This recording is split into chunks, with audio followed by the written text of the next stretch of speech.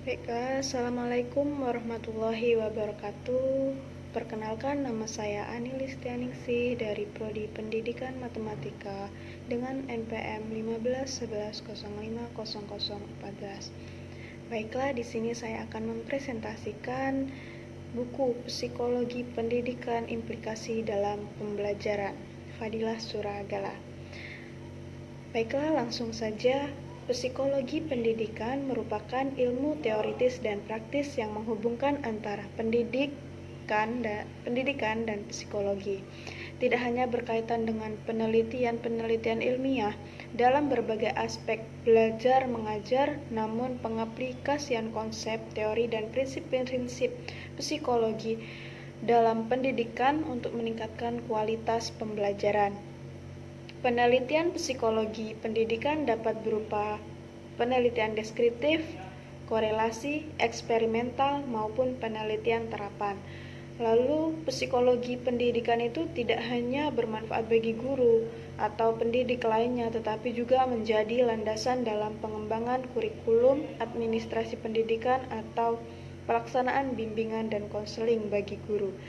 Agar bisa menjadi guru yang efektif, diperlukan penguasaan pengetahuan dan keterampilan profesional. Selain itu, guru efektif harus mempunyai komitmen, motivasi, serta kepedulian terhadap hal-hal yang berhubungan dengan tugas profesionalnya. Setiap individu mengalami proses pertumbuhan dan perkembangan dalam berbagai aspek fisiologis, intelektual, emosional, moral, sosial, dan spiritual. Nah, pada umumnya, perkembangan peserta didik itu melalui tahap-tahap dan mengikuti prinsip-prinsip perkembangan tertentu. Namun tidak berarti semua individu akan mengalami perkembangan yang sama dalam berbagai aspek. Ada yang berkembang secara normal atau rata-rata sesuai usia, ada yang lebih cepat dan ada pula yang lebih lambat.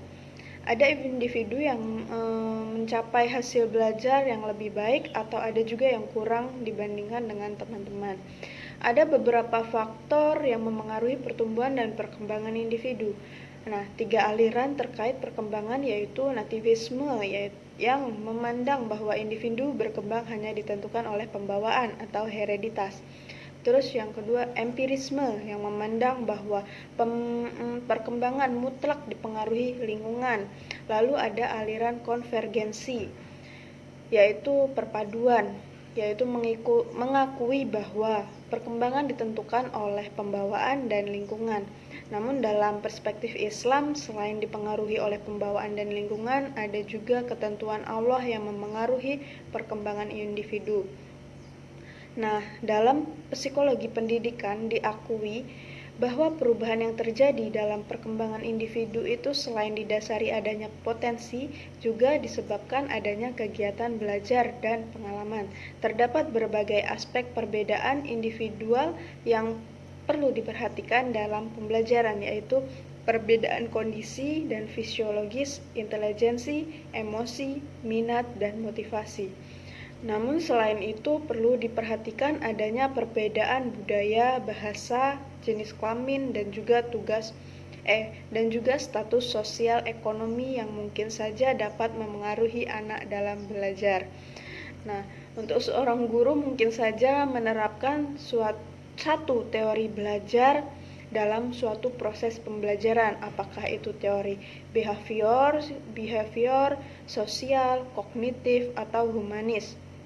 Namun bisa juga mengombinasikan beberapa teori, misalnya memberikan contoh teladan dalam pembentukan perilaku disiplin, kemudian diikuti dengan aplikasi teori kognitif, yaitu dengan memberi penjelasan yang membuat anak memahami mengapa sikap dan perilaku disiplin penting bagi setiap orang. Pemberian evaluasi dalam pembelajaran dilaksanakan selain untuk mengetahui pencapaian akhir hasil belajar dari anak didik melalui evaluasi sumatif, juga untuk mengetahui proses yang dicapai anak dalam setiap tahap belajarnya. Untuk itu dilaksanakan evaluasi formatif yang dapat digunakan juga sebagai dasar dalam melakukan bimbingan untuk dapat mengetahui apakah anak ada yang mengalami kesulitan belajar dan memerlukan perbaikan, dapat dilakukan evaluasi diagnostik. Evaluasi pembelajaran baik dilakukan dengan teknik tes maupun non-tes harus memenuhi prinsip-prinsip evaluasi yaitu objektif, komprehensif, adil, dan berkesinambungan.